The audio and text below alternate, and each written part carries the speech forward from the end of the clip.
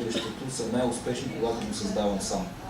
И заради това правя неща, които определят моето бъдеще и се надявам така и го пожелавам на всички от вас. Просто нещата зависят само от нас.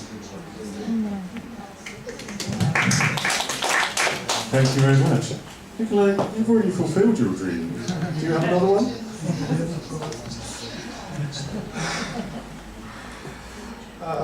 Аз съм много щастлив от това, че България членува в Европейския съюз. Това лично за мен беше възможност да пътувам в чужбина и да видя нещата по начина, по който ги правят хората по света. Но аз ще се повторя с думите на Павел.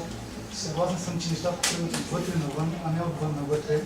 И единствено от нас зависи ние да се чувстваме добре и щастливи. Не трябва да чакаме някой да ни оправи, да обвиняваме правителство или някой друг. Това, което може би бих пожелал на правителството, да има дългосрочна стратегия, която да изпълнява в насоките на образованието най-вече, защото това, което каза и колежката Габровска, е факт.